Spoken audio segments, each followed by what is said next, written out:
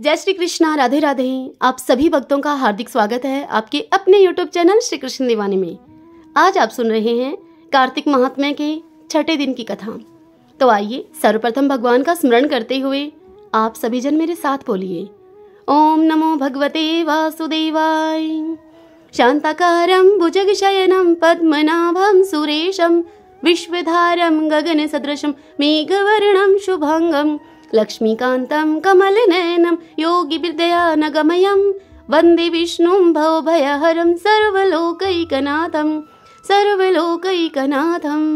श्री लक्ष्मी नारायण भगवान की जय। जय जय श्री राधे कृष्णा। सबसे पहले तो आपको बता दूं, कार्तिक स्नान की जो 2 कथाएं हम सुनते थे, आज से हम 5 कथाएं सुनेंगे और इसी के साथ विष्णु सहस्रनाम पाठ सुनेंगे और तुलसी जी की आरती के साथ शालिग्राम जी की आरती भी सुना करेंगे। तो आपसे अनुरोध है, संयम के साथ अंत तक बने रहिए। आइए अब आज की महात्म्य की कथा का श्रवण करते हैं। सूत जी मुनियों से कहते हैं कि एक समय हर्षोल्लास से प्रसन्न मुख वाली देवी सत्यभामा ने भगवान श्री कृष्ण से कहा कि हे भगवान, मैं धन्य हूँ, कृत्य हूँ मैं और मेरा जीवन सफल है। हे प्रभु, मैंने पूर्व जन्म में कौन सा दान, व्रत और तप किया है जिससे कि मृत्युलोक में जन्म लेकर भी मैं आपकी अर्धांगिनी हुई हूँ। जन्मांतर में मेरा क्या स्वभाव था, मैं कौन थी और मैं किसकी पुत्री थी जो इस जन्म में मैं आपकी प्रितमा पत्नी हुई, यह सब बातें मुझे बताइए। तब श्री कृष्ण भगवान बोले सत्यभामा से, हे प्रिय, सतयुग के अंत में हरिद्वार में एक श्रेष्ठ ब्राह्मण रहा करते थे जिनका नाम था देव शर्मा। वे अत्रि कुल में उत्पन्न हुए थे और वेद वेदांगों के वे पारंगत विद्वान थे। उनकी अवस्था बहुत अधिक हो चली थी, किंतु उनके कोई पुत्र नहीं था, केवल एक कन्या ही थी और जिसका नाम था गुणवती। देव शर्मा ने चंद्र नामक अपने एक शिष्य को ही अपनी वह पुत्री ब्याह दी और उसी को पुत्र की भांति उन्होंने माना। उनका जमाता वह चंद्र जितेंद्रिय और आज्ञाकारी था। वह देव शर्मा को पिता के ही समान मानकर उनकी सेवा किया करता था। एक दिन वे दोनों कुश लाने के लिए वन में गए। वहां पर यमराज के समान आकार वाले किसी विकराल राक्षस ने उन दोनों को मार डाला। वे दोनों अपने अपने पुण्य के प्रभाव से भगवान विष्णु के लोक में गए। उनके मारे जाने का समाचार सुनकर गुणवती पिता और पति के वियोग दुख से पीड़ित होकर करुणा स्वर में अब विलाप करने लगी। उसने घर का सारा सामान बेचकर अपनी शक्ति के अनुसार उन दोनों का पारलौकिक कर्म संपन्न किया और उसके बाद वह उसी नगरी में निवास करने लगी। जीवित रहने पर भी गुणवती संसार के लिए मर चुकी थी। उसने होश संभालने के बाद से मृत्यु पर्यंत 2 व्रतों का विधि पूर्वक पालन किया। एक तो था एकादशी का और दूसरा था कार्तिक मास का सेवन। इस प्रकार से गुणवती प्रतिवर्ष कार्तिक का व्रत किया करती थी। एक समय जबकि वह गुणवती रुग्णा थी, रुग्णा बीमार व्यक्ति को कहते हैं, तब उसके सारे अंग दुर्बल हो गए थे और ज्वर से वह बहुत ही पीड़ित थी। किसी तरह धीरे धीरे चलकर गंगा जी में स्नान करने के लिए वह गई। जो ही जल के भीतर वह घुसी, शीत से पीड़ित होकर कांपती हुई वह गिर पड़ी। उस व्याकुलता की दशा में ही उसने देखा कि आकाश से एक विमान उतर रहा है। मृत्यु के बाद वह दिव्य रूप से उस विमान पर बैठकर वैकुंठ लोक को चली गई। कार्तिक व्रत के पुण्य से वह मेरे समीप रहने लगी। तदंतर ब्रह्मा आदि देवताओं की प्रार्थना से जब मैं इस पृथ्वी पर आया, तब मेरे साथ मेरे समस्त पार्षद भी यहाँ पर आए। हे भामिनी, ये सब यदुवंशी मेरे पार्षद गण ही तो हैं। हे सत्यभामे, पूर्व जन्म के देव शर्मा ही तुम्हारे पिता सत्राजित हुए और वे चंद्र नामक ब्राह्मण ही इस समय अक्रूर बने हुए हैं। तुम वही कल्याणमयी गुणवती हो। कार्तिक व्रत के पुण्य से तुम मेरे लिए अधिक प्रसन्नता देने वाली बन गई। पूर्व जन्म में तुमने जो मेरे मंदिर के द्वार पर तुलसी की वाटिका लगा रखी थी, यह उसी का फल है कि इस समय तुम्हारे आंगन में यह कल्प वृक्ष शोभा पा रहा है। तुमने जो मृत्यु पर्यंत कार्तिक व्रत का अनुष्ठान किया है, उसके प्रभाव से तुम्हारा मुझसे कभी भी वियोग नहीं होगा। हे प्रिय, पूर्व काल में राजा पृथु और महर्षि नारद जी का इस विषय में जो संवाद हुआ है, अब तुम उस संवाद को सुनो मुझसे। पृथु के पूछने पर नारद जी ने इस प्रकार से कहना आरंभ किया कि प्राचीन काल में शंख नाम का एक असुर था जो कि समुद्र से उत्पन्न हुआ था। उसने इंद्र आदि समस्त लोकपालों के अधिकार छीन लिए थे। देवता मेरुगिरी की दुर्गम कंदराओं में छिपकर रहने लगे थे। उस समय उस दैत्य शंख ने यह विचार किया, यद्यपि मैंने देवताओं को जीत लिया है, तथापि वे बलवान दिखाई देते हैं। अब इस विषय में मुझे क्या करना चाहिए? यह बात तो मुझे अच्छी तरह से मालूम है कि देवता वेद मंत्रों के बल से ही प्रबल प्रतीत होते हैं। अतः मैं वेदों का ही अपहरण करूंगा, इससे सब देवता निर्बल हो जाएंगे। ऐसा निश्चय करके वह दैत्य शंख ब्रह्मा जी के सत्यलोक से शीघ्र ही वेदों को हर कर ले गया और उसके द्वारा लेकर जाए जाते हुए वेद अब भय से व्याकुल होकर उसके चंगुल से निकल भागे और यज्ञ, मंत्र एवं बीजों के साथ वे जल में समा गए। शंखासुर उसे ढूंढता हुआ समुद्र के भीतर घूमने लगा, किंतु उसने कहीं भी एक जगह वेद मंत्रों को नहीं देखा। इधर देवताओं ने भगवान विष्णु के पास जाकर उनकी स्तुति की। तब भगवान विष्णु जगे और देवताओं से इस प्रकार बोले कि हे देवताओं, मैं तुम्हारी इस स्तुति, गीत, वाद आदि मंगल साधनों से प्रसन्न होकर तुम्हें वर देने के लिए उद्यत हूँ। कार्तिक शुक्ल पक्ष की एकादशी को तुमने मुझे जगाया है, इसलिए यह तिथि मेरे लिए अत्यंत ही प्रीतिदायिनी और माननीय है। शंखासुर के द्वारा हरे गए संपूर्ण वेद जल में स्थित हैं। मैं सागर पुत्र शंख का वध करके उन वेदों को अभिलाय देता हूँ तुम्हें। इस कार्तिक मास में जो श्रेष्ठ मनुष्य प्रातःकाल स्नान करते हैं, वे सब यज्ञ के अवभृत स्नान के द्वारा भली भांति नहा लेते हैं। आज से मैं भी कार्तिक के जल के भीतर निवास करूंगा। तुम सब देवता भी मुनीश्वरों के सहित मेरे साथ इस जल में आओ। ऐसा कहकर मछली के समान रूप धारण करके भगवान विष्णु अब आकाश से जल में गिरे। फिर शंखासुर को मारकर भगवान विष्णु बद्रीवन में आ गए और वहां पर उन्होंने संपूर्ण ऋषियों को बुलाकर इस प्रकार से उनको आदेश दिया। भगवान विष्णु ने मुनीश्वरों से कहा कि हे मुनीश्वरों, तुम जल के भीतर बिखरे हुए वेद मंत्रों की खोज करो और जितना जल्दी हो सके इस सागर के जल से बाहर निकाल लाओ। तब तक मैं देवताओं के साथ प्रयाग में ठहरता हूँ। तब उन तपोबल संपन्न महर्षियों ने यज्ञ और बीजों के सहित संपूर्ण वेद मंत्रों का उद्धार किया। उनमें से जितने मंत्र जिस ऋषि ने उपलब्ध किए अर्थात ढूंढे, वही ऋषि उन मंत्रों का उसी दिन से ऋषि माना जाने लगा। तदंतर सब ऋषि एकत्र होकर प्रयाग में गए। वहां उन्होंने ब्रह्मा जी के सहित भगवान विष्णु को उपलब्ध हुए सभी वेद मंत्र समर्पित कर दिए। सब वेदों को पाकर ब्रह्मा जी बड़े ही प्रसन्न हुए। उन्होंने देवताओं और ऋषियों के साथ प्रयाग में अश्वमेध यज्ञ किया। यज्ञ समाप्त होने पर सब देवताओं ने भगवान से यह निवेदन किया। देवता बोले, हे देवादिदेव जगन्नाथ, इस स्थान पर ब्रह्मा जी ने खोए हुए वेदों को पुनः प्राप्त किया है और हमने भी यहाँ आपके प्रसाद से यज्ञ भाग पाए हैं। अतः यह स्थान पृथ्वी पर सबसे श्रेष्ठ पुण्य की वृद्धि करने वाला एवं भोग और मोक्ष को प्रदान करने वाला हो। साथ ही यह समय भी महापुण्यमय और ब्रह्मघाती आदि महापापियों की भी शुद्धि करने वाला हो तथा यह स्थान यहाँ पर दिए हुए दान को अक्षय बना देने वाला भी हो। हमें ऐसा यह वरदान दीजिए। तब भगवान विष्णु ने कहा कि देवताओं, तुमने जो कुछ कहा है वह मुझे भी स्वीकार है। तुम्हारी इच्छा पूर्ण हो। आज से यह स्थान ब्रह्मा क्षेत्र के नाम से प्रसिद्ध होगा। सूर्य वंश में उत्पन्न राजा भागीरथ यहाँ गंगा जी को लेकर आएंगे और वे यहाँ सूर्य कन्या यमुना से मिलेंगी। ब्रह्मा जी और तुम सब देवता मेरे साथ यहाँ निवास करो। आज से यह तीरथ राज के नाम से विख्यात होगा। तीरथ राज के दर्शन से तत्काल ही सब पाप नष्ट हो जाएंगे। सूर्य जब मकर राशि में स्थित होंगे उस समय यहाँ स्नान करने वाले मनुष्यों के सब पापों का यह तीर्थ नाश करेगा। यह काल भी मनुष्यों के लिए सदा ही महान पुण्य फल को देने वाला होगा। माघ में सूर्य के मकर राशि में स्थित होने पर यहाँ स्नान करने से सालों के आदि फल प्राप्त होंगे। देवादिदेव भगवान विष्णु देवताओं से ऐसा कहकर ब्रह्मा जी के साथ वहीं पर अंतर्ध्यान हो गए। तत्पश्चात इंद्रादि देवता भी अपने अंश से प्रयाग में रहते हुए वहां से अंतर्ध्यान हो गए। जो भी मनुष्य कार्तिक में तुलसी जी के जड़ के समीप श्री हरि का पूजन करता है, वह इस लोक में संपूर्ण भोगों का उपभोग करके अंत में बैकुंठ धाम को जाता है। हरि ओम तत्सत। गोविंदे गोविंदे हरे मुरारी, गोविंदे गोविंदे मुकुंद कृष्ण, गोविंदे गोविंदे रथांग पाणि, गोविंदे दामोदर माधवेति। आइए अब हम श्रीमद् भागवत महापुराण की आज की कथा का श्रवण करते हैं। ओम श्री परमात्मने नमः। श्री सनकादि नारद जी को यह कथा सुनाते हुए कहते हैं कि हे नारद जी, अब हम आपको सप्ताह श्रवण की विधि बताते हैं। यह विधि प्रायः लोगों की सहायता और धन से साध्य कही गई है। पहले तो यत्न पूर्वक ज्योतिषी को बुलाकर मुहूर्त पूछना चाहिए और विवाह के लिए जिस प्रकार धन का प्रबंध किया जाता है उस प्रकार ही धन की व्यवस्था इसके लिए करनी चाहिए। कथा आरंभ करने में भाद्रपद, अश्विन, कार्तिक, मार्गशीर्ष, आषाढ़ और श्रावण ये 6 महीने श्रोताओं के लिए मोक्ष की प्राप्ति कराने वाले हैं। हे देवऋषि, इन महीनों में भी भद्रा, व्यतिपात आदि कुयोगों को सर्वथा ही त्याग देना चाहिए और दूसरे लोग जो उत्साही हों उन्हें अपना सहायक बना लेना चाहिए। फिर प्रयत्न करके देश देशांतरों में यह संवाद भेजना चाहिए कि यहाँ पर कथा होगी और सब लोगों को सपरिवार यहाँ पधारना चाहिए। जो स्त्री और शूद्र आदि भगवत कथा एवं संकीर्तन से दूर पड़ गए हैं उनको भी यह सूचना हो जाए, ऐसा प्रबंध करना चाहिए।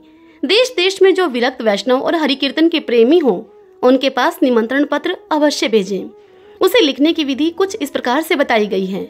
लिखें, हे महानुभावों, यहाँ 7 दिन तक सत्पुरुषों का बड़ा ही दुर्लभ समागम रहेगा और अपूर्व रसमयी श्रीमद् भागवत की कथा होगी। आप लोग भगवद रस के रसिक हैं, अतः श्रीमद् भागवत रूपी कथा अमृत का पान करने के लिए प्रेम पूर्वक शीघ्र ही यहाँ पधारने की कृपा करें। यदि आपको विशेष अवकाश न हो तो भी एक दिन के लिए तो अवश्य ही कृपा करनी चाहिए आने की, क्योंकि यहाँ का तो एक क्षण भी अत्यंत दुर्लभ है। इस प्रकार से विनय पूर्वक उन्हें निमंत्रित करें और जो लोग आए हैं उनके लिए यथोचित निवास स्थान का प्रबंध करें। कथा का श्रवण किसी तीर्थ में, वन में अथवा अपने घर पर ही अच्छा माना गया है। जहाँ पर लंबा चौड़ा मैदान हो वहाँ कथा स्थल रखना चाहिए। भूमि का शोधन, मार्जन और लेपन करके रंग बिरंगी धातुओं से चौक पूरे घर की सारी सामग्री उठाकर एक कोने में रख दें। 5 दिन पहले ही यत्न पूर्वक बहुत से बिछाने के वस्त्र एकत्र कर लें और केले के खम्भों से सुशोभित एक ऊंचा मंडप तैयार कराएं। उस मंडप को सब ओर फल, पुष्प, पत्र और चंदोवे से अलंकृत करें और उसके चारों ओर झंडियां लगाकर तरह तरह के सामानों से उसको सजा दें। उस मंडप में कुछ ऊंचाई पर 7 विशाल लोकों की कल्पना करें और उनमें विरक्त ब्राह्मणों को बुला बुला कर बिठाएं। आगे की ओर उनके लिए वहाँ यथोचित आसन तैयार रखें। इन ब्राह्मणों के पीछे वक्ता के लिए भी एक दिव्य सिंहासन का प्रबंध करें। यदि वक्ता का मुख उत्तर की ओर रहे तो श्रोता पूर्वाभिमुख होकर बैठे और यदि वक्ता पूर्वाभिमुख रहे तो श्रोता को उत्तर की ओर मुख करके बैठना चाहिए अथवा वक्ता और श्रोता को पूर्व मुख होकर बैठना चाहिए। देश काल आदि को जानने वाले महानुभावों ने श्रोता के लिए ऐसा ही नियम बताया है। जो वेद शास्त्र की स्पष्ट व्याख्या करने में समर्थ हो, तरह तरह के दृष्टांत दे सकता हो तथा विवेकी और अत्यंत निष्प्रह हो, ऐसे विरक्त और विष्णु भक्त ब्राह्मण को वक्ता बनाना चाहिए। श्रीमद् भागवत के प्रवचन में ऐसे लोगों को नियुक्त नहीं करना चाहिए जो कि पंडित होने पर भी अनेक धर्मों के चक्र में पड़े हुए हों, स्त्री लंपट एवं पाखंड के प्रचारक हों। वक्ता के पास ही उसकी सहायता के लिए एक उसके जैसा ही विद्वान और स्थापित करना चाहिए। वह भी सभी प्रकार के संशयों की निवृत्ति करने में समर्थ हो और लोगों को समझाने में कुशल हो। कथा प्रारंभ के दिन से एक दिन पूर्व व्रत ग्रहण करने के लिए वक्ता को शोर करा लेना चाहिए तथा अरुणोदय के समय सोच से निवृत्त होकर अच्छी तरह से स्नान करें और संध्या आदि अपने नित्य कर्मों को संक्षेप से समाप्त करके कथा के विघ्नों की निवृत्ति के लिए गणेश जी का पूजन करें। तदंतर पितृगण का तर्पण करके पूर्व पापों की शुद्धि के लिए प्रायश्चित करें और एक मंडल बनाकर उसमें श्री हरि को स्थापित करें। फिर भगवान श्री कृष्ण को लक्ष्य करके मंत्र उच्चारण पूर्वक कर्मशः षोडशोपचार विधि से पूजन करें और उसके बाद प्रदक्षिणा और नमस्कार आदि करके इस प्रकार से स्तुति करें। स्तुति करते हुए कहें, हे करुणानिधान, मैं इस संसार सागर में डूबा हुआ और बड़ा ही दीन हूँ। कर्मों के मोह रूपी ग्रह ने मुझे पकड़ रखा है। आप इस संसार सागर से मेरा उद्धार कीजिए। इसके बाद धूप दीप आदि सामग्रियों से श्रीमद् भागवत की भी बड़े उत्साह और प्रीति पूर्वक विधि विधान से पूजा करें। फिर पुस्तक के आगे नारियल रखकर नमस्कार करें और प्रसन्न चित्त से इस प्रकार से स्तुति करें श्रीमद् भागवत की। श्रीमद् भागवत के रूप में आप साक्षात श्री कृष्ण चंद्र ही विराजमान हैं। हे नाथ, मैंने भवसागर से छुटकारा पाने के लिए आपकी शरण ली है। मेरा यह मनोरथ आप बिना किसी विघ्न बाधा के सांगोपांग पूरा करें। हे केशव, मैं आपका दास हूँ। इस प्रकार से दीन वचन कहकर फिर वक्ता का पूजन करें। वक्ता कथावाचक को कहा जाता है। उस वक्ता को सुंदर वस्त्र आभूषणों से विभूषित करें और फिर पूजा के बाद उसकी इस प्रकार से स्तुति करें। शोक स्वरूप हे भगवान, आप समझाने की कला में कुशल और सभी शास्त्रों में पारंगत हैं। कृपा इस कथा को प्रकाशित करके मेरा अज्ञान दूर करें। फिर अपने कल्याण के लिए प्रसन्नता पूर्वक उसके सामने नियम ग्रहण करें और 7 दिनों तक यथाशक्ति उसका पालन करें। कथा में विघ्न न हो इसके लिए 5 ब्राह्मणों को और वर्ण कर लें। वे 12 अक्षर मंत्र के द्वारा भगवान के नामों का जप करें।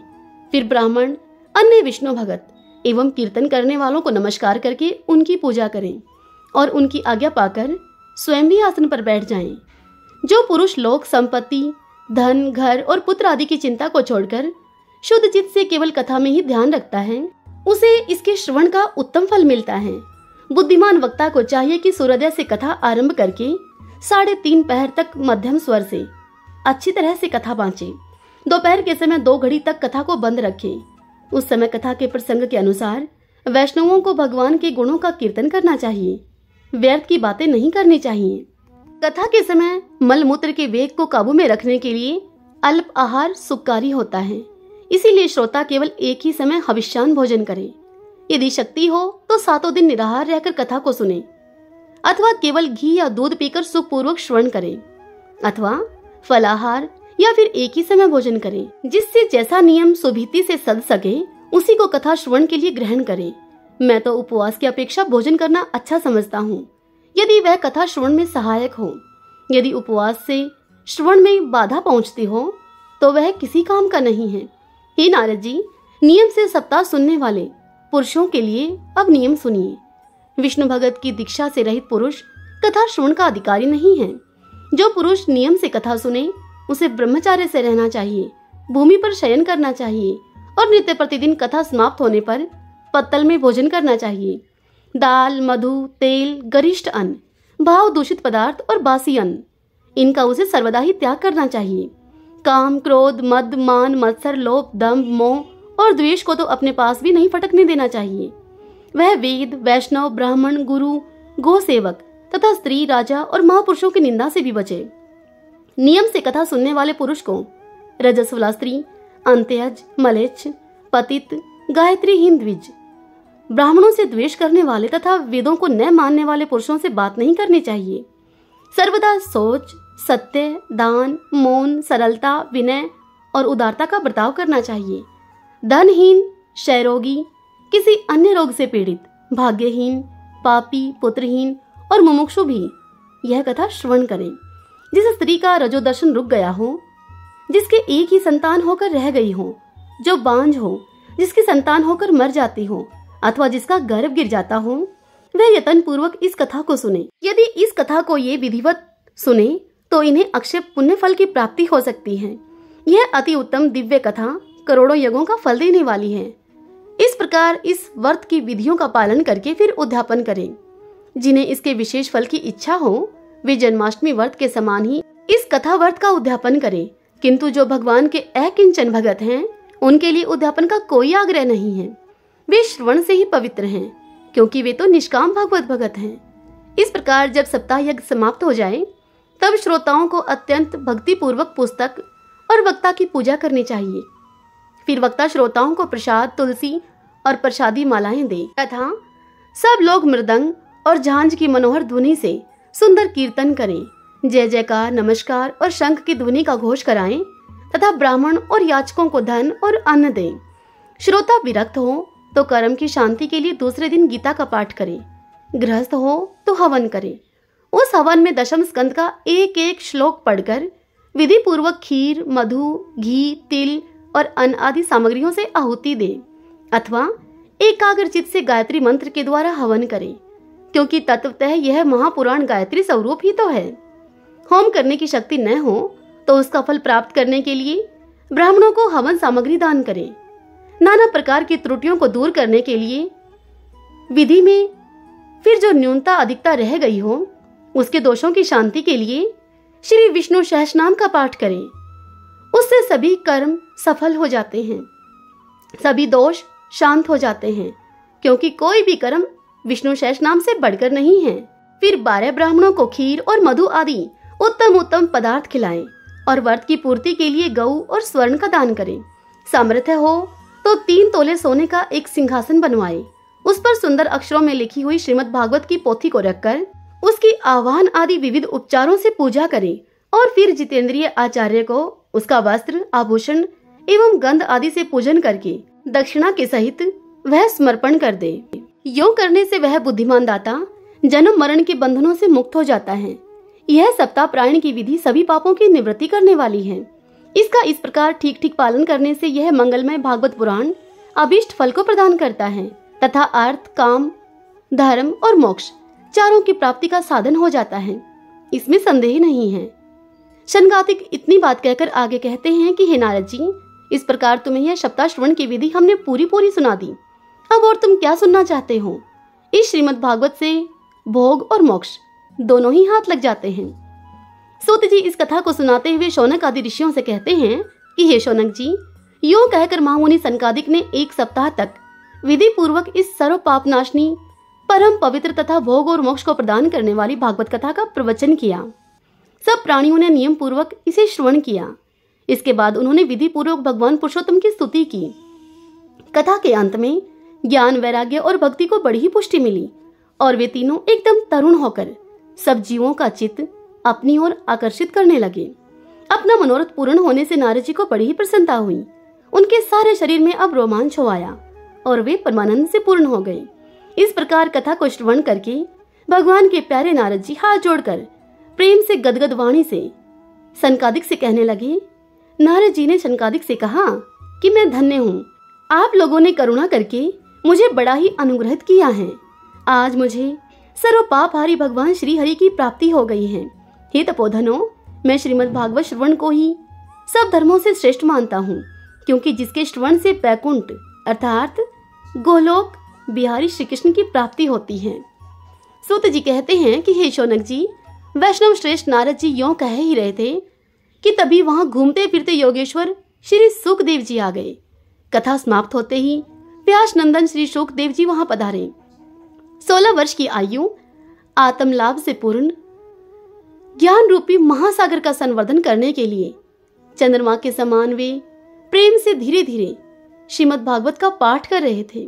परम तेजस्वी सुखदेव जी को देखकर सारे सभासद झटपट उठ खड़े हो गए और उन्हें एक ऊंचे आसन पर बिठाया। फिर देवऋषि नारद जी ने उनका प्रेम पूर्वक पूजन किया। उन्होंने सुख पूर्वक बैठकर सबसे कहा कि आप लोग मेरी निर्मल वाणी को सुनिए। श्री सुखदेव जी कहने लगे, रसिक एवं भावुक जन, यह श्रीमद् भागवत वेद रूप कल्प वृक्ष का परिपक्व फल है। श्री सुखदेव रूप शुक के मुख का संयोग होने से अमृत रस से परिपूर्ण है। यह रस ही रस है, इसमें न तो छिलका है और न ही गुठली। यह इसी लोक में सुलभ है। जब तक शरीर में चेतना रहे तब तक आप लोग बार बार इसका पान करें। महामुनि व्यास देव जी ने श्रीमद् भागवत महापुराण की रचना की है। इसमें निष्कपट निष्काम परम धर्म का निरूपण है। इसमें शुद्धांतकरण, सत्पुरुषों के जानने योग्य कल्याणकारी वास्तविक वस्तु का वर्णन है, जिससे कि तीनों तापों की शांति होती है। इसका आश्रय लेने पर दूसरे शास्त्र अथवा साधन की आवश्यकता नहीं रहती। जब कभी पुण्य आत्मा पुरुष इसके श्रवण की इच्छा करते हैं तभी ईश्वर अविलंब उनके हृदय में अवरुद्ध हो जाते हैं। यह भागवत पुराणों का तिलक और वैष्णवों का धन है। इसमें परमहंसों के प्राप्य विशुद्ध ज्ञान का ही वर्णन किया गया है तथा ज्ञान, वैराग्य और भक्ति के सहित निवृत्ति मार्ग को प्रकाशित किया गया है। जो पुरुष भक्ति पूर्वक इसके श्रवण, पठन और मनन में तत्पर रहता है वह तो मुक्त हो जाता है। यह रस स्वर्गलोक, सत्यलोक, कैलाश और बैकुंठ में भी नहीं है। इसलिए हे भाग्यवान श्रोताओं, तुम इसका खूब पान करो, इसे कभी मत छोड़ो, कभी मत छोड़ो। श्री सूत जी आगे कहते हैं कि श्री सुखदेव जी इस प्रकार से कह ही रहे थे कि उस सभा में बीचों बीच प्रहलाद, बलि, उद्धव और अर्जुन आदि पार्षदों के सहित साक्षात श्री हरि प्रकट हो गए। तब देवऋषि नारद जी ने भगवान और उनके भक्तों की यथोचित पूजा की। भगवान को प्रसन्न देखकर देवऋषि नारद जी ने उन्हें एक विशाल सिंहासन पर बिठा दिया और सब लोग उनके सामने संकीर्तन करने लगे। उस कीर्तन को देखने के लिए श्री पार्वती जी के सहित महादेव जी और ब्रह्मा जी भी वहां पर आए। कीर्तन आरंभ हुआ। प्रहलाद जी तो चंचल गति के यानी के फुर्तीले होने के कारण करताल बजाने लगे। उद्धव जी ने झांझें उठा ली। देवऋषि नारद जी वीणा की ध्वनि करने लगे। स्वर विज्ञान यानी के ज्ञान विद्या में कुशल होने के कारण अर्जुन अब राग अलापने लगे।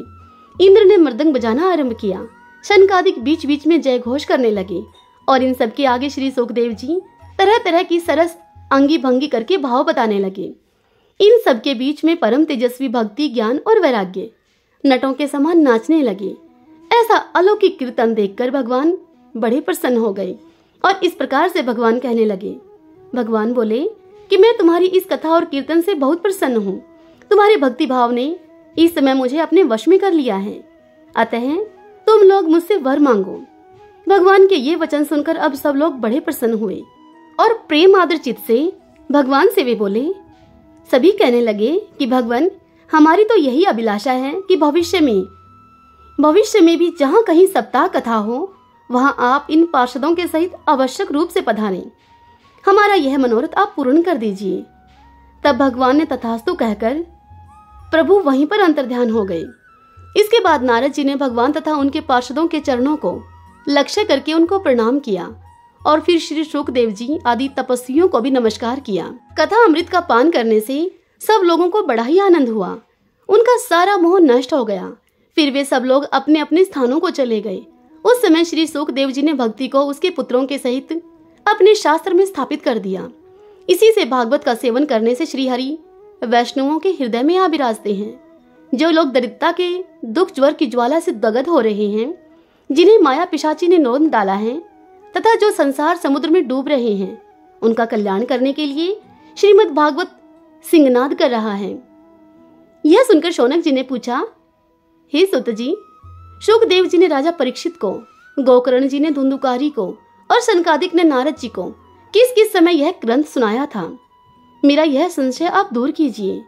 तब सूत जी बोले कि हे शौनक जी, भगवान श्री कृष्ण के स्वधाम गमन करने के बाद कलयुग के 30 वर्ष से कुछ अधिक समय बीत जाने पर भाद्रपद मास की शुक्ला नवमी को श्री शुकदेव जी ने यह कथा आरंभ की थी। राजा परीक्षित के कथा सुनने के बाद कलयुग के 200 वर्ष बीत जाने पर आषाढ़ माह के शुक्ल पक्ष की नौमी तिथि को गोकर्ण जी ने यह कथा धुंधुकारी को सुनाई थी। इसके बाद कलयुग के 30 वर्ष और निकल जाने पर कार्तिक शुक्ला नवमी से शनकादिक ने यह कथा आरंभ की थी। निष्पाप हे शौनक जी, आपने जो कुछ मुझसे पूछा था उसका मैंने उत्तर आपको दे दिया है। इस कलयुग में भागवत की कथा भवरोग की रामबाण औषध है। हे संतजन, आप लोग आदर पूर्वक इस कथा अमृत का पान कीजिए। यह श्री कृष्ण को अत्यंत ही प्रिय, संपूर्ण पापों का नाश करने वाली, मुक्ति का एकमात्र कारण और भक्ति को बढ़ाने वाली है। लोक में अन्य कल्याणकारी साधनों का विचार करने और तीर्थों का सेवन करने से क्या होगा? अपने दूत को हाथ में पाश लिए हुए देखकर यमराज उसके कान में कहते हैं कि देखो, जो भगवान की कथा वार्ता में मत हो रहे हो उनसे तुम दूर रहना। मैं औरों को ही दंड देने की शक्ति रखता हूँ, वैष्णवों को नहीं। इस असार संसार में विषय रूप विष की आसक्ति के कारण व्याकुल बुद्धि वाले हे पुरुषों, अपने कल्याण के उद्देश्य से आधे क्षण के लिए भी इस शुभ कथा रूप अनुपम सुधा का तुम पान करो। हे प्यारे भाइयों, निंदित कथाओं से युक्त कुपथ में व्यर्थी क्यों भटक रहे हो तुम? इस कथा के कान में प्रवेश करते ही मुक्ति हो जाती है। इस बात के साक्षी राजा परीक्षित हैं। श्री शुकदेव जी ने प्रेम रस के प्रभाव में स्थित होकर इस कथा को कहा था। इसका जिसके कंठ से संबंध हो जाता है वह बैकुंठ का स्वामी बन जाता है। हे शौनक जी, मैंने अनेक शास्त्रों को देखकर आपको यह परम गोप्य रहस्य अभी सुनाया है। सब शास्त्रों के सिद्धांतों का यही निचोड़ है। संसार में इस शुक शास्त्र से अधिक पवित्र और कोई वस्तु नहीं है। अतः आप लोग परमानंद की प्राप्ति के लिए इस द्वादश स्कंद रूप रस का पान कीजिए। जो पुरुष नियम पूर्वक इस कथा का भक्तिभाव से श्रवण करता है और जो शुद्ध अंतःकरण भगवत भक्तों के सामने इस कथा को सुनाता है, वे दोनों ही विधि का पूरा पालन करने के कारण इसका यथार्थ फल पाते हैं। उनके लिए त्रिलोकी में कुछ भी असाध्य नहीं रह जाता। हरि ओम तत्सत। ओम श्री परमात्मने नमः। आइए अब कार्तिक स्नान की 5 विशेष कथाओं का श्रवण करें। कार्तिक के महीने में एक बुढ़िया माई तुलसी माता को सींचती और उनसे कहती कि हे तुलसी माता, सत की दाता, मैं बिरला सींचू तेरा, तू कर निस्तारा मेरा। मुझे बहू दे, पीतांबर की धोती दे, मीठा मीठा ग्रास दे, बैकुंठ में वास दे, चटक की चाल दे, पटक की मौत दे, चंदन की काट दे, रानी सा राज दे, दाल भात का भोजन दे और 11 की मौत दे, श्री कृष्ण का कांधा दे। तब तुलसी माता यह सुनकर अब सूखने लगी। तब भगवान श्री कृष्ण ने तुलसी से पूछा कि हे तुलसी, तुम क्यों सूख रही हो? तब तुलसी माता ने श्री कृष्ण को बताया कि एक बुढ़िया माई रोज आती है और मुझसे यह बात रोज कह कर जाती है। मैं उसे और तो सब कुछ दे दूंगी, लेकिन श्री कृष्ण का कंधा कहाँ से लाऊंगी? तब भगवान बोले कि जब वो मरेगी तो मैं उसे अपने आप कंधा दे आऊंगा। तो बुढ़िया माई से कह देना। अब निर्धारित समय आने पर बुढ़िया माई की मृत्यु हो गई। गांव के सभी लोग इकट्ठे हो गए और बुढ़िया माई को जैसे ही उठाने लगे तो वह इतनी भारी हो गई कि वह किसी से ना उठे। तब भगवान एक 12 बरस के बालक का रूप धारण करके वहां पर आए और पूछने लगे कि क्या बात हो गई भाई। तब सभी कहने लगे कि यह एक बुढ़िया माई थी जो कि अब मर गई है।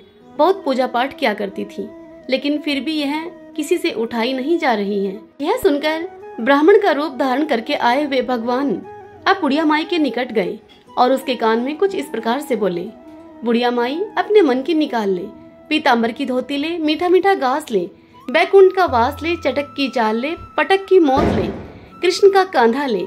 यह सुनकर बुढ़िया माई अब हल्की हो गई। भगवान ने बुढ़िया माई को कांधा दिया और बुढ़िया माई की मुक्ति हो गई। हे तुलसी माता, जैसे बुढ़िया माई को मुक्ति दी, ठीक वैसे ही हमको भी मुक्ति देना। इस कथा को कहते सुनते हुंकारा भरते सब पर अपनी कृपा करना। गणेश जी की कहानी का श्रवण करें। एक बार गणेश जी भगवान बालक का रूप धारण करके पृथ्वी पर भ्रमण करने के लिए निकले। उन्होंने एक चम्मच में दूध ले लिया और एक चिमटे में चावल लेकर एक नगर में भ्रमण करते हुए पृथ्वी लोक पर सभी से कहने लगे, कोई माई खीर बना दो, कोई माई खीर बना दो। किंतु सभी ने बालक समझकर हंसकर टाल दिया। अभी एक बुढ़िया माई बोली कि बेटा क्या नाम है तेरा, ला तेरे लिए खीर मैं बना दूं। तब उस बालक ने कहा कि मेरा नाम गणेश है। गणेश दूध और चावल माई को देकर अब वहाँ से चला गया। उस बुढ़िया माई ने छोटी भगोनी में दूध चढ़ाया, परंतु दूध छिज गया और चावल जल गए। तब गणेश जी ने कहा कि माई तुझे तो बनाना भी नहीं आता है, तो स्नान ध्यान से निवृत्त होकर गणेश जी भगवान का नाम लेकर बड़ा भगोना चढ़ा देना चूल्हे पर। अंतर दूसरे दिन उस बुढ़िया माई ने वैसे ही किया जैसा कि गणेश ने उसको करने के लिए कहा था। अब उतने ही दूध और चावल से वह खीर बनकर तैयार हो गई।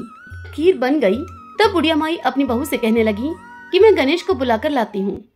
बुढ़िया माई नगरी में गणेश को आवाज लगाने लगी, गणेश गणेश। गणेश जी भगवान अब प्रकट हुए और बोले, क्या हुआ बुढ़िया माई। तब बुढ़िया माई ने कहा कि खीर बनकर तैयार हो गई है, आकर भोग लगा लो। तब गणेश जी ने खीर को देखते हुए कहा कि मैंने तो भोग लगा लिया है। तब बुढ़िया माई बोली कि खीर कैसी बनी है। तब गणेश जी ने कहा कि बुढ़िया माई तेरी बहू ने मेरा नाम लेकर कि हे गणेश जी भगवान आपको भोग लगे, ऐसा कहकर एक कटोरी खीर पहले ही पी ली थी। मैं तो श्रद्धा और प्रेम का भूखा हूँ। यह सुनकर बुढ़िया माई बोली कि गणेश जी भगवान बहू के भ्रम को बनाए रखना, यह बात किसी को मत बताना। अब मुझे बताओ मैं क्या करूं। तब गणेश जी कहने लगे बुढ़िया माई से कि बुढ़िया माई सारी नगरी को जिमा दो और जो बच जाए खीर उसे घर के चारों कोनों में गाड़ दे, तेरे घर में अन्न धन के भंडार भर जाएंगे। बुढ़िया माई ने सारी नगरी को न्योता दे दिया खीर खाने का। न्योते को सुनकर गांव के उस नगर के सभी लोग कहने लगे कि बुढ़िया माई के खुद तो खाने के लाले पड़े हुए हैं और यह हमें न्योता देकर जाएगी। उस पर हंसे, लेकिन कुछ लोग कहने लगे कि चलो उसके घर पर पानी का लोटा ही गिरा कर आ जाएंगे, देखते हैं चलकर। जो भी बुढ़िया माई के घर आया जीम कर गया। किसी ने भी ऐसी स्वादिष्ट खीर पहले कभी नहीं खाई थी। बुढ़िया माई के घर में यह बरकत देखकर नगर के लोग अब उससे पूछने लगे कि यह सब किसकी कृपा से मिला। तब बुढ़िया माई ने निष्कपट भाव से सारी बात नगर वालों को बता दी। अब सारा गांव बुढ़िया माई की बात को सुनकर उसके भोलेपन और श्रद्धा भाव की प्रशंसा कर रहे थे। बुढ़िया माई के घर में अब अन्न धन के भंडार भर गए थे। झोपड़ी की जगह महल बन गया था। एक गणेश जी भगवान जैसा आपने बुढ़िया माई को दिया उसके दिन फेरे वैसा सबको देना, सब पर अपनी कृपा बनाए रखना। इस कहानी को कहते सुनते हुंकारा भरते सभी पर अपनी कृपा करना। गणेश जी भगवान तो ऐसे ही हैं, जिसकी जैसी कामना होती है उसे पूर्ण कर देते हैं। सीता माता की नितनेम की कहानी। जब भगवान श्री राम को उनके पिता दशरथ से वनवास मिला था, तब वहाँ जंगल में वन में रहकर सीता माता नितनेम की यह कहानी कहा करती थी और श्री राम जी उस कहानी को सुना करते थे, उस कहानी के हुंकारे दिया करते थे। एक दिन भगवान राम को किसी काम से बाहर जाना पड़ा। सीता माता उनसे बोली कि हे भगवान, मेरा तो इस कथा को कहने का 12 बरस का नितनेम है, अब मैं अपनी इस कथा को किसे सुनाऊंगी।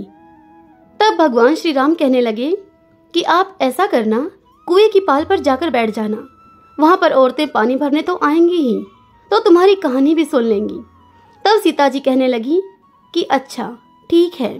तदंतर सीता माता कुएं की पाल पर जाकर बैठ गई। तब वहां एक बहू आई। उस बहू ने रेशम जरी की साड़ी पहन रखी थी और सोने का घड़ा सिर पर ले रखा था। सीता माता उस बहू से बोली कि बहन, मेरा 12 बरस का नितनेम है, यह सुन लो। तब वह बहू बोली कि मैं तुम्हारा 12 बरस का नितनेम सुनूंगी तो मुझे बड़ी देर हो जाएगी घर पहुंचने में और मेरी सास मुझसे लड़ेगी। ऐसा कहकर वह बहू पानी भर के वहां से चली गई और उसने कहानी नहीं सुनी। जब वह बहू अपने घर को पहुंची तो उसकी वह रेशम जरी की साड़ी फट गई और सोने का गढ़ा मिट्टी का हो गया। यह देखकर उस बहू की सास उससे बोली कि बहू, तू यह किसका दोष अपने सर लेकर आई है? तब वह बहू बोली कि सासू जी, दोष की तो मैं आपसे क्या कहूँ। कुएं की पाल पर एक औरत बैठी हुई मुझसे कह रही थी कि मेरी नितनेम की कहानी सुन लो। मैंने सुनी नहीं तो ऐसा हो गया होगा। अगले दिन सास वही साड़ी पहनकर फिर से कुएं की पाल पर गई और वही घड़ा लेकर गई तो उसे वहां सीता माता बैठी हुई मिली। तब सीता माता ने उस बहू की सास उस बुढ़िया माई से कहा कि बहन, मेरी नितनेम की कहानी सुन लो। तब वह सास कहने लगी कि एक बार छोड़, मैं 4 बार तुम्हारी कहानी सुनूंगी। यह कहकर वह कहानी सुनने लगी और सीता माता इस कहानी को सुनाने लगी। कहानी सुनाते हुए सीता माता बोली, राम आए लक्ष्मण आए, देश के पुजारी आए, नितनेम का नेम लाए, आओ राम बैठो राम, तपी रसोई जीमो राम, माखन मिश्री खाओ राम, दूध बताशा पियो राम, सूत के पलका पोटो राम, शाल दुशाला ओढ़ो राम। जब भी बोलूं राम ही राम, राम संवारे सबके काम, खाली घर भंडार भरेंगे, सबका बेड़ा पार करेंगे, जय राम श्री राम जय जय राम। यह सुनकर वह सास वह बुढ़िया माई कहने लगी कि बहन, कहानी तो तुम्हारी बहुत अच्छी थी, मुझे बहुत अच्छी लगी। अब वह बुढ़िया अपने घर गई। घर पहुंची तो उसे उसकी बहू कहने लगी कि सासू जी, आपने ये सब कैसे किया? तब उसकी सास बोली कि बहू, तू तो दोष लगाकर आई थी और मैं दोष उतार कर आई हूँ। तब बहू ने फिर से पूछा कि वह स्त्री कौन थी? तब उसकी सास बोली कि वो तो साक्षात सीता माता थी, पुराने से नया कर देती हैं, खाली घर भंडार भर देती हैं, लक्ष्मी जी का वास कर देती हैं और जो कुछ इच्छा हो उसे पूरा कर देती हैं। यह सुनकर बहू ने कहा, अच्छा सासू जी, ऐसी कहानी है तो मुझे भी सुना दो। तब उसकी सास बोली कि ले भाई, तू भी सुन ले। राम आए लक्ष्मण आए, देश के पुजारी आए, नितनेम का नेम लाए, आओ राम बैठो राम, तपी रसोई जीमो राम, माखन मिश्री खाओ राम, दूध बताशा पियो राम, साल दुशाला ओढ़ो राम, जब भी बोलूं राम ही राम, राम संवारे सबके काम, खाली घर भंडार भरेंगे, सबका बेड़ा पार करेंगे, जय राम श्री राम जय जय राम। यह सुनकर वह बहू कहने लगी कि सासू जी, कहानी तो बहुत अच्छी लगी मुझे। तब सास कहने लगी कि बहू, इस कहानी को हम रोज कह लिया करेंगे।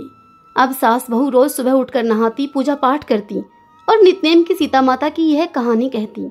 एक दिन उनकी पड़ोसन उनके घर आई और बोली कि बहन, जरा सी आग दे दो, मेरे घर की आग बुझ गई है।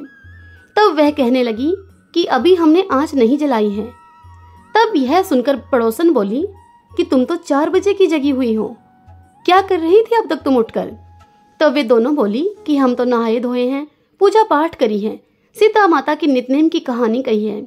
यह सुनकर वह पड़ोसन बोली, इस कहानी को कहने से क्या होता है? तब सास बहू दोनों कहने लगी कि सीता माता की कहानी कहने से अटूट भंडार भरते हैं, सारे कार्य सिद्ध हो जाते हैं। तब पड़ोसन बोली कि बहन, ऐसी कहानी है तो मुझे भी सुना दो। तब सास बोली कि ले भाई, तू भी सुन ले। और फिर सास ने उस पड़ोसन को भी सीता माता की नितनेम की कहानी सुनाई। सास बोली, राम आए लक्ष्मण आए, देश के पुजारी आए, नितनेम का नेम लाए, आओ राम बैठो राम, तपी रसोई जीमो राम, माखन मिश्री खाओ राम, दूध बताशा पियो राम, सूत के पलका पोटो राम, शाल दुशाला ओढ़ो राम, जब भी बोलूं राम ही राम, खाली घर भंडार भरेंगे, सबका बेड़ा पार करेंगे, जय राम श्री राम जय जय राम। यह सुनकर वह पड़ोसन कहने लगी कि बहन, कहानी तो तुम्हारी बहुत अच्छी है। अब वह पड़ोसन भी नितनेम की सीता माता की कहानी रोज कहने लगी। सीता माता ने उसके घर में भी भंडार भर दिए। हे मेरी सीता माता, आपकी यह नितनेम की कथा जो भी कहे सुने हुंकारा दे, उन सभी के अटूट भंडार भरना, उनके घर में लक्ष्मी का वास करना, हमारे घर में भी लक्ष्मी का वास हो, अन्नपूर्णा का वास हो। सभी बोलिए जय जय सिया राम, जय जय श्री राम। आइए अब हम नवग्रह की कथा का श्रवण करते हैं। 2 बहन भाई थे। भाई अपनी बहन से मिलने जा रहा था। रास्ते में एक सर्प बैठा था। सर्प बोला कि मैं तो तुझे डसूंगा। तब वह भाई बोला कि तू मुझे मत डस, मैं अपनी माँ का एक ही बेटा हूँ, अपनी बहन का मैं एक ही भाई हूँ।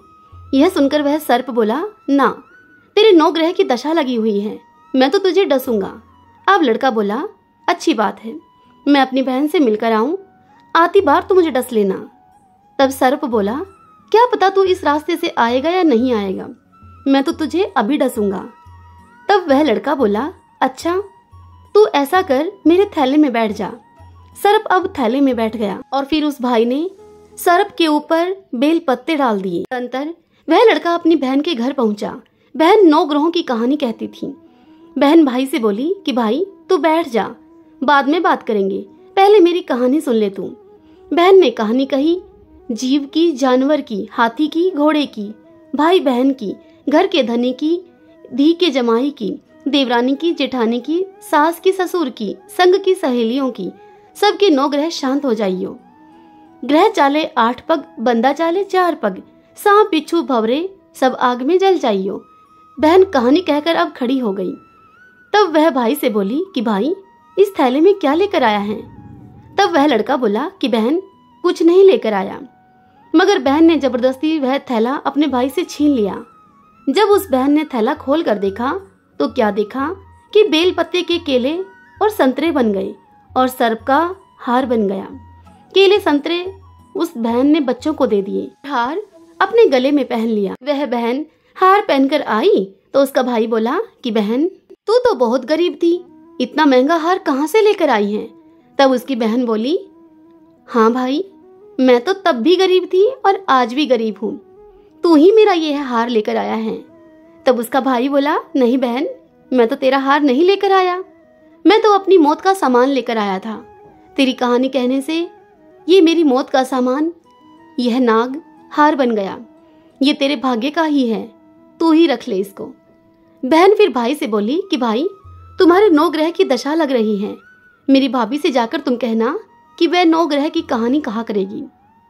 लड़का अब अपने घर को पहुंचा और अपनी पत्नी से बोला, हमारे 9 ग्रह की दशा लगी हुई है, हम 9 ग्रह की कहानी कहेंगे, तू कहेगी तो मैं सुनूंगा और मैं कहूंगा तो तू सुनना।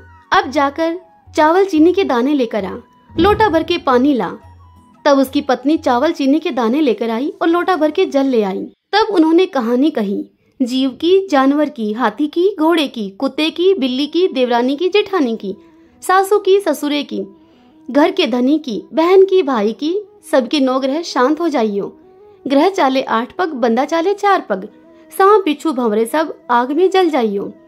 आज वार, शनिवार, रविवार, सोमवार, मंगलवार, बुधवार, बृहस्पतिवार, शुक्रवार, शनिवार, 8 वारों को नमस्कार, धरती माता को नमस्कार, 9 ग्रहों को नमस्कार। जैसे 9 ग्रह की दशा बहन की उतारी, ऐसे ही सबकी उतारना। इस कथा को कहते सुनते हुंकारा भरते सभी पर 9 ग्रह की दशा शांत हो जाइए। सभी बोलिए विष्णु भगवान की जय। आइए अब लपसी तपसी की कहानी सुने। तपसी था, एक तपसी था। तपसी तो भगवान की तपस्या करता था और लपसी 1.25 सिर की लापसी बनाकर भगवान को भोग लगाकर जिम लेता था। एक दिन वे दोनों लड़ने लगे। लपसी बोला मैं बड़ा, तपसी बोला मैं बड़ा। इतने में ही नारद जी वहाँ पर आए और उन दोनों से कहने लगे कि तुम क्यों लड़ रहे हो? तो लपसी ने कहा कि मैं बड़ा हूँ। तपसी ने कहा मैं बड़ा हूँ। तपसी बोला कि मैं सारे दिन भगवान की पूजा करता हूँ, उनकी तपस्या करता हूँ, इसलिए मैं बड़ा हूँ। यह सुनकर नारद जी ने कहा तुम लड़ो मत, तुम्हारा फैसला मैं कल कर दूंगा। अब दूसरे दिन लपसी तपसी नहा धोकर आए। तब नारद जी ने 1.25 करोड़ की अंगूठी उनके आगे फेंक दी। लपसी का ध्यान उस अंगूठी पर नहीं गया। तपसी तपस्या करने के लिए बैठा तो उसे वह अंगूठी दिखी और उस अंगूठी को उसने उठाकर अपने घुटने के नीचे दबा लिया और लग गया फिर से तपस्या करने के लिए। लपसी लापसी बनाकर उसका भगवान को भोग लगाकर अब जीवने के लिए बैठ गया। इतने में ही वहाँ पर नारद जी आ गए। नारद जी को देखकर दोनों चिल्लाने लगे, बोले बताइए हम में से कौन बड़ा है, बताइए हम में से कौन बड़ा है। तब नारद जी ने कहा तपसी से कि तू अपना घुटना उठा। तपसी ने जैसे ही घुटना उठाया 1.25 करोड़ की अंगूठी उसके घुटने के नीचे से निकली। तब नारद जी तपसी से बोले कि यह अंगूठी तूने चुराई है, तुझे तेरी तपस्या का फल नहीं मिलेगा अब। तब तपसी कहने लगा, ए नारद जी बताइए मेरी इस तपस्या का यह दोष कैसे दूर होगा। तब नारद जी ने उसे कहा कि रोटी बनाकर बाटा नहीं बनाए तो फल तुझे होगा, ब्राह्मण जिमा कर दक्षिणा नहीं दे तो फल तुझे होगा, साड़ी देकर ब्लाउज नहीं दे कोई तो वह फल तुझे होगा, अगर कोई दिए से दिया जलाएगा तो वह फल तुझे मिलेगा। सब व्रत त्योहार की कहानी सुनने के बाद तेरी इस कहानी को यदि कोई नहीं सुनेगा तो उनकी उन सुनी हुई कहानियों का फल तुझे मिलेगा। अभी से तपसी लपसी की कहानी सुनी और कही जाती है।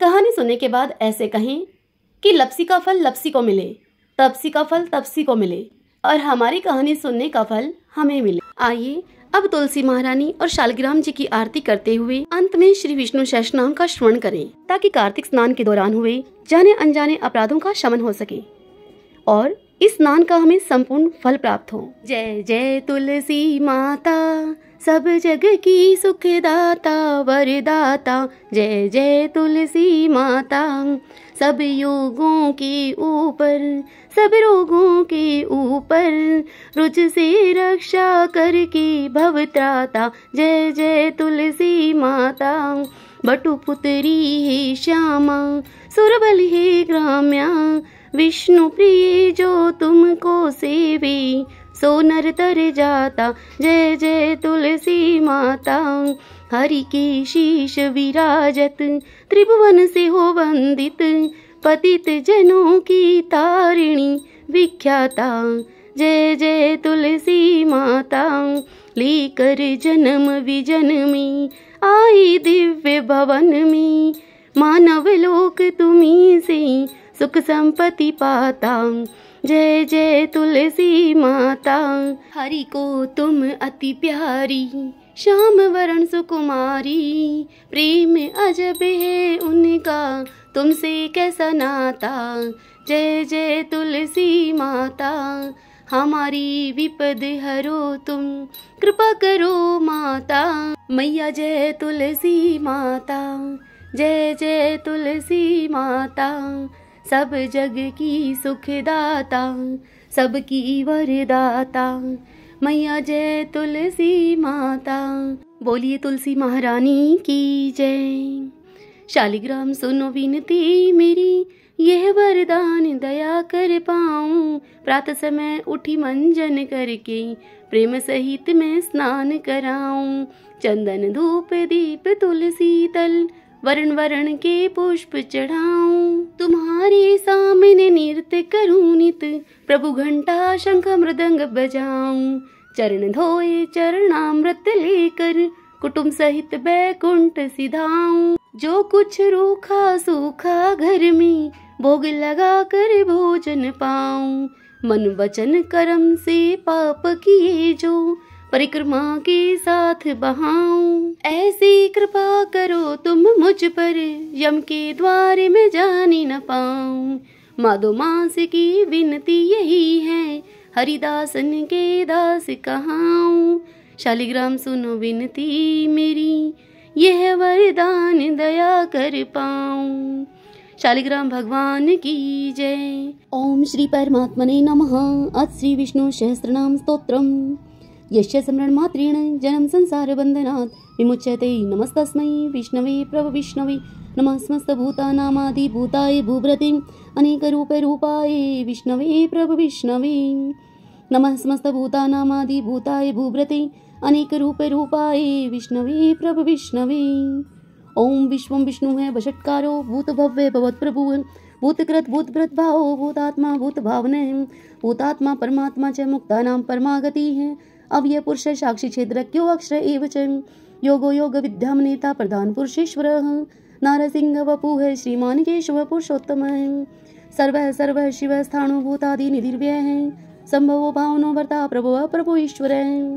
स्वयंभू है शंभुरादित्य पुष्कराक्षो महासुन है, अनादि निधनो धाता विद्याता धातुरुत्तम है। अपरमेयो हर्षिकेश पदम नाभो अमर प्रभु है, विश्वकर्मा मनुस्त्वष्टा शतविष्ट शतविरो ध्रुव है। अग्रहा है शाश्वत कृष्णो लोहिताक्ष प्रतर्दन है, प्रपुत्र त्रिकुब्धाम पवित्रम मंगलम परम। ईशान प्राणद प्राण ज्येष्ठ श्रेष्ठ प्रजापति है, हिरण्यगर्भ भूगर्भ माधवो मधुसूदन है। ईश्वरो विक्रमी धन्वी मेधावी विक्रम कर्म है, अनुत्तमो द्वादर्श कर्तव्य कर्तिरात्मवान है। सुरेश शरणम शरम विश्वरीता प्रजाभवाः, अह संवत्सरो व्यालय परतय सर्वदर्शन है। अजय है सर्वेश्वर सिद्ध सिद्धि सर्वादिरच्युत है, वर्षा कपिर में आत्मा सर्वयोग विनीह सरत है। वसु है वसुमना है सत्य समात्मा, असमति है समय है। अमोघ पुंडरीकाक्ष वर्षकर्मा वर्षा करती है।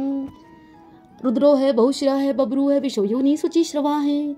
अमृत शाश्वत स्थानो वरारोह महातपा है। सर्वज्ञ सर्व विद्वानो विश्वक्षिनो जनार्दन है। वेदो है वेद विद्यांगो वेदांगो वेद विद कवि है। लोकाध्यक्ष सुराध्यक्ष धर्माध्यक्ष कर्ता करते हैं। चतुर आत्मा चतुर्व्यूह चतुर्दृष्ट चतुर्भुज हैं। ब्राजिष्णु भोजनम भोक्ता शैष्णु जगदादिजय हैं। अनगो विजोजेता विषवयोनि पुनर्वसु हैं। उपेंद्रो वामने प्रांशु अमोघ सुचि ऊर्जित हैं। अतीन्द्रिय संग्रो सर्गो दर्तात्मा नियमो यम हैं। वेदो है वैद है सदा योगी वीरः माधवो मधु हैं। अतीन्द्रियो महामायो मोत्साहो महाबल हैं। महाबुद्धिर महावीर्यो महाशक्ति महादुति है। अनिर्देश्य वपु है श्रीमान अमे आत्मा महाद्रीद्रक है। महिश्वासो महिव्रता श्रीनिवास सताम गति है। अनिरुद्धो सुरानंदो गोविंदो गोविंदाम पति है। मरीचि है दमनो हंस सुपर्णो भुज गौतम है। हिरणाभ सुतपा पदमनाभ प्रजापति है। अमृत्यु वस्त्रोदृक है सिंह संदाता संधिमान स्त्र है। अजो है दुर्मनुष्ण है शास्ता विश्रुतात्मा सुरारिया है। गुरु है गुरुतमो धामो सत्य सत्य पराक्रम है। निमिषो अनिमिष सत्रगवि वाचस्पति रुदारदी है। अग्रणी है ग्रामणी है श्रीमान न्याय विनेता समीरण है। शस्त्र मुदा विश्वात्मा शस्त्राक्ष शस्त्रपात। आवर्तनो निर्वर्तात्मा संवर्त संपर मर्दन है। अह संवर्त को वहनी है अनिल धरणीधर है। शो प्रसाद प्रश्नात्मा विषौद्रग विषौ भुग विभु है। सत्कृता सत्कृत साधु जहनु नारायणो नर है।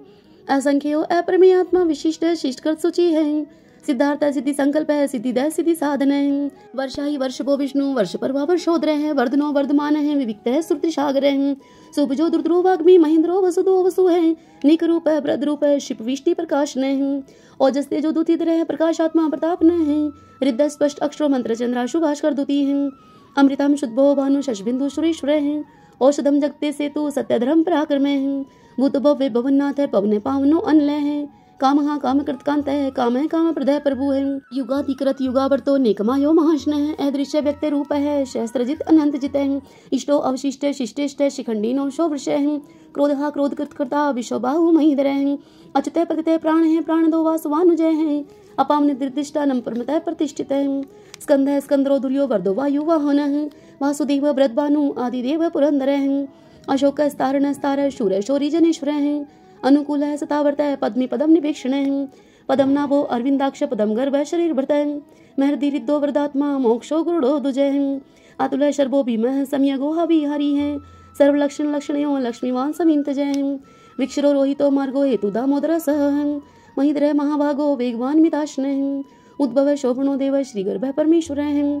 करणम कारणम कर्ता विकर्ता गहनो गुवय है। व्यवसाय व्यवस्थान संस्थान स्थान दो ध्रुव है। प्रदीपम स्पष्ट सुतुष्ट पुष्ट शुभेक्षण है।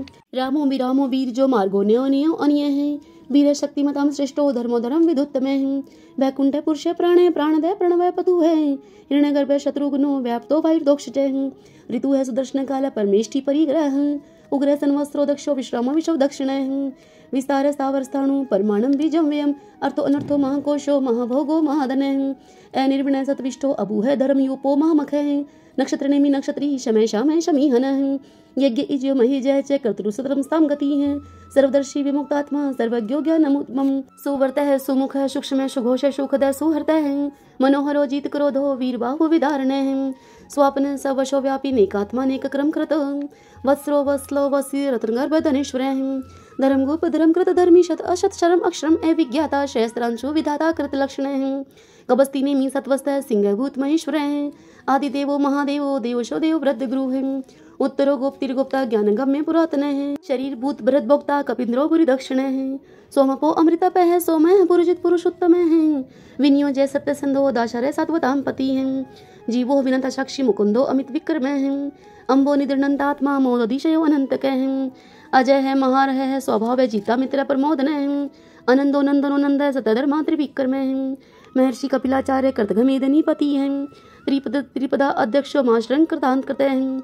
महावराहो गोविंदे सुषीण कनकांगदी गुह गभीरो गहनो गुप्त चक्र गदाधर है। वेदा स्वंग वाजित है कृष्णो दृढ़ संकर्षण अच्युत है। वर्णो वारुणो वृक्ष है पुष्कराक्षो महामना है। भगवान है भगानंदी वनमाली हलाई उदय है। आदित्यो ज्योतिरादित्य शेषणु गतिस्तम है। सुधन्वाखंड परशु है दारुणो द्रविण पद है। द्विस्परक सरदुर्ग व्यासो वाचस्पति योनिजय है।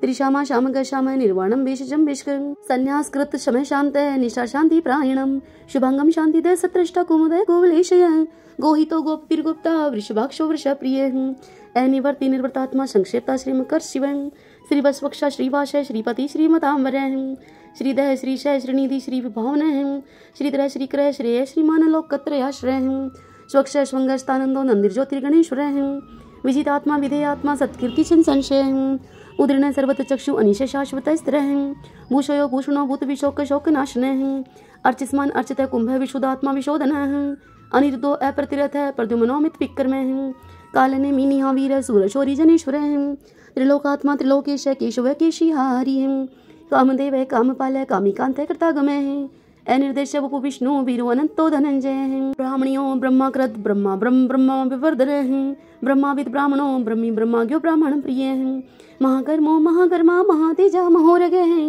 महाक्रतु महायज्वा महायगो महावीय सतुभय सतो प्रिय स्तोत्रम स्तुतिस्तोतारण प्रिय पूर्णपुरिता पुण्य पुण्य कीर्ति अनामय मनोजव तीरथ करो वसुरिता वसुप्रद वसुप्रदो वासुदेवो वसु है वसुमना हवी सद्गतीय सत्कृतीय सत्ता सद्बुद्धि सत्यप्रायण सूरसेनो यदुश्रेष्ठ सन्निवास सुयामुन भूतवासो वासुदेव सर्वासु निलयो अनल दृपः दृप्तो दृप्तो दुर्दुरोधपराजित विश्वमूर्ति महामूर्ति दीप्तमूर्ति अमूर्तिमान अनेक मूर्ति अव्यक्त है शतमूर्ति शतानन एकोनेक स्वः किम तत्पद अनुत्तमं लोकबंधु लोकनाथो माधवो भक्तवत्सल सुवर्णवर्णो हेमांगो विरांग चंदनांगदी वीरहा विस्मय सुन्नो गर्ताशी अचल चल अमानी मानदो मान्यो लोक स्वामी त्रिलोकद्रक सुमेधा मेद जो धन्य सत्य मेधा धराधर तेजो वर्षोदुतीधर सर्वशस्त्र प्रताम्बर प्रग्रो निग्रो वेग्रो नेक श्रृंगो कदागर जय चतुर्मूर्ति चतुर्बाहु चतुर्व्यूह चतुर्गति चतुर आत्मा चतुर्भाव चतुर्वेद विद एकपात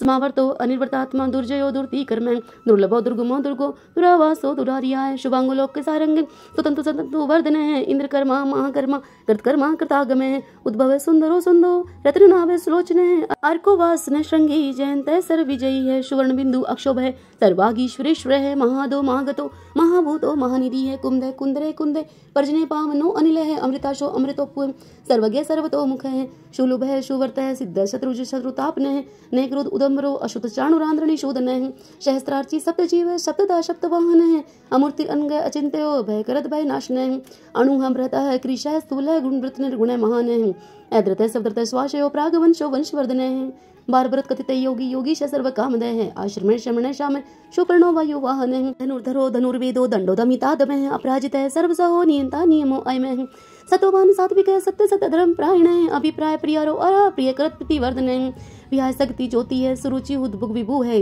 रवि विरोचन सूर्य है सविता रवि लोचन है अनंत उद्भुत भोक्ता सुख दो निकजो अग्रज है अनिर्मल सदामर्षि लोकधिष्ठानम अद्भुत है सनातन तम है कपिल है कपिर्प्य है स्वस्ति कर स्वस्ति स्वस्ति भुक स्वस्ति दक्षिण है रुद्र कुंडली चक्री विक्रम उचित शासन है शब्दातिक है शब्द शम शिशिर सर्वरी कर अक्रूरो बीचलो दक्षो दक्षिण शमिनाम्बर है विदुत्मा विद्भय पुण्य शर्वण कीर्तन है उत्तारणो दुष्कृतिहा पुनः दर्शन नाशन है वीरः रक्षण संत जीवन प्रिय वस्थित है अनंत रूप अनंत श्री जीत मनु भयापह चतुरस्त्रो गभीरात्मा विदिशो व्याधिशो दिश है अनादिर्भूर्भुव लक्ष्मी सुवीरो रुचिरांग है जनन जन जन्मादि भीमो भीम पराक्रम है आधारणिलो अदाता पुष्पहास्य प्रजाग्रह है उद्रभग सत्पदाचार्य प्राणदय प्रणमय बन है परमाणम प्राण निल्य है प्राण व्रत प्राण जीवन है तत्म तत्व विवेकात्मा जन्म मृत्यु जराति गह पूर्व स्वस्त्रुसार सविता पर पितामह है यज्ञ यज्ञपति रजवा यज्ञांगो यज्ञ वाहन है यज्ञ व्रत यज्ञ कृत यज्ञ यज्ञ भुक यज्ञ साधन है यज्ञांत कृत यज्ञुहाम अननम अन्नाद एवचे आत्मयोनि समझातो व्याखान साम गायन है देव की नंदन सृष्टा शतशः पाप नाशन है शंखव्रत नंद की चक्री शारंग धनवा गदाधर है रथांग पाणी अक्षोभ है सर्वपरहर नायुध है सर्वपरहर नायुध है ओम नमः इति ओम नमो भगवते वासुदेवाय ओम नमो नारायण ओम नमो नारायण। आशा करती हूँ आज की यह कथा महात्म्य आपको पसंद आई होगी। यदि ऐसा हो तो इस वीडियो को आप लाइक करें, अपने अपनों के साथ शेयर करें और कमेंट बॉक्स में ओम नमो भगवते वासुदेवाय लिखें। जय श्री कृष्णा, राधे राधे।